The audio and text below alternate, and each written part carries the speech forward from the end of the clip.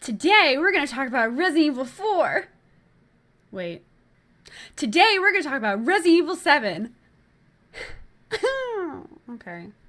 So if you're not familiar with Resident Evil 7 is the latest addition to the long-standing series of Resident Evil, which is about zombies. And possession now. Isn't that weird? Now there's possession. So first it was zombies, then it was crazy Spanish people infected by something, and other more infected people in Africa, and now it's infected people in Louisiana. So now we have crazy Cajun people. So here's the plot summary of Resident Evil 7. Dead, she's alive. She's back. They found her? How? What happened? I don't know. Look.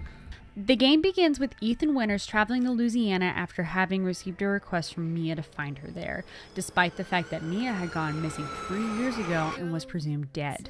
When Ethan arrives, he finds a seemingly abandoned farmhouse with Mia imprisoned in the basement.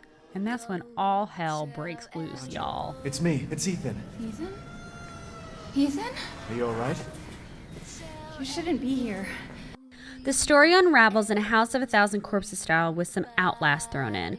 Too long, didn't read. Little girls possessing family. Family is sadistic, and you have to fight and kill each member, getting closer to truth that makes up Eve. Oh, and turns out they're all infected, so of course they have mutant powers. The only friend you have here besides Mia in her lucid states is Zoe. She is still there mentally and is determined to help Ethan out of there, but of course he has to help her cure the bullshit running in the family's veins, which leads to an interesting choice later in the game. Girl, bye. What's really interesting is how Mia knew Eve and how she came to be with the family. Gives her a whole new edge and makes me wonder how much Ethan was in the dark regarding his wife's quote-unquote job. The acting is, I want to say, a little, Mia did great. Mia was great. The Cajuns were great. I love Jack. Lucas was fucking insane. Marguerite... Just a heads up, y'all, if you haven't played it, she's getting a nasty yeast infection, and basically you gotta shoot it. It's gross, but I love it. Ethan, on the other hand, I feel like with his character, they were a little like, he's just a white guy who's like, I kind of miss my wife, I'm gonna go give it a shot. Louisiana's only like 4 or 5 hours away. They live in Texas. I know this from experience. So he's giving it the good old college try. He's going into derelict, broken down Louisiana swamp fest of a house, and he finds her and he's just like, baby, where you been?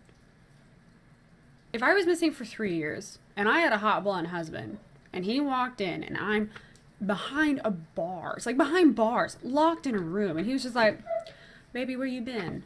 Girl, I told you to get Whataburger on your way home, and it never happened. And Mia's over here like, what the fuck are you doing here? This is insane.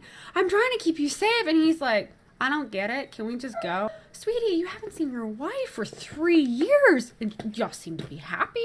I mean, the first video I saw, she was all smiling like this babysitting job, blah, blah, blah, blah. Bitch, I love you. Oh, my goodness. And Ethan's just like, well, I mean, I put a ring on it. It was expensive. Might as well go get it.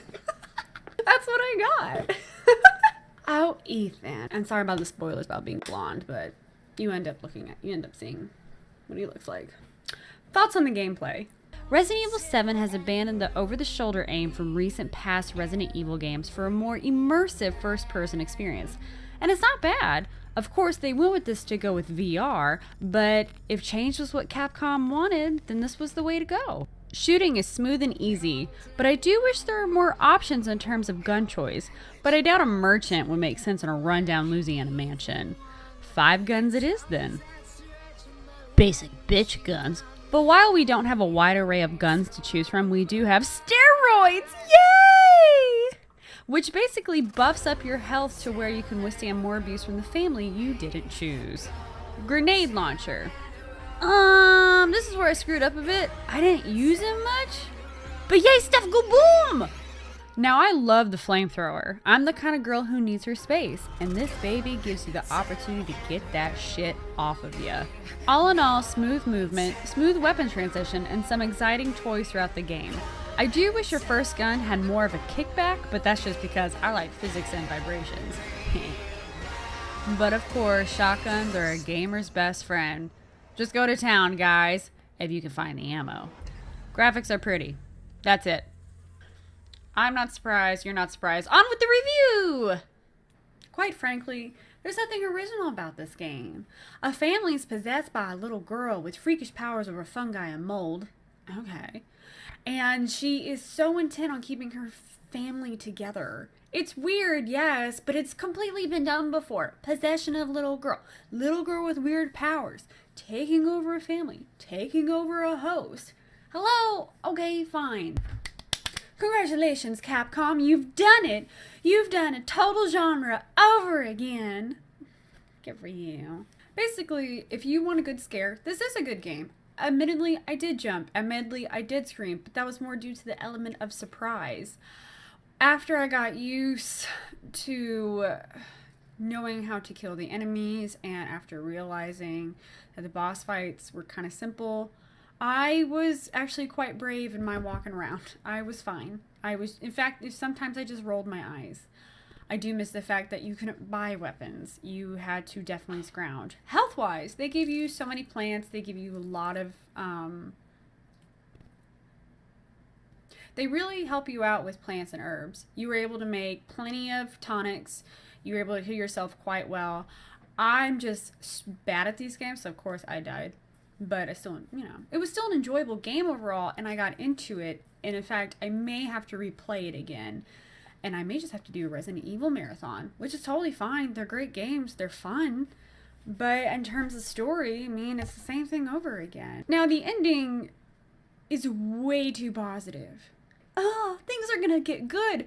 Dude, your wife was possessed. She was missing for 3 years. You just went through hell. You killed basically almost the whole family. Lucas is another story. And then you go off into the sunset with a Redfield wannabe. Was that Chris Redfield? I don't know. It's just a little too positive for my taste. A little too much sugar for a game that really tried its hardest to make you scared.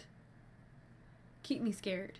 Keep me upset. This was not supposed to be a happy ending, but it was. Okay. So, final verdict. It was good. It wasn't great, but it was good.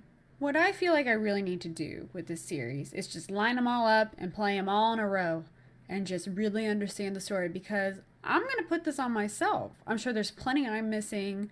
I'm sure there are a lot of little Easter bunnies in there that really tie the whole Resident Evil series together. Just ignorant about the series, honestly. I've only played a little bit. I do hope I find out more about Mia and Tensu. I want to know that story. That really drew me in big time. So, come on, Capcom. Give me some of that backstory. Mama loves backstory. Ooh, girl. Anyways, that's it. I hope you have a great day, and thank you for watching. On that note, this is Hack Attack signing out. Bye, guys.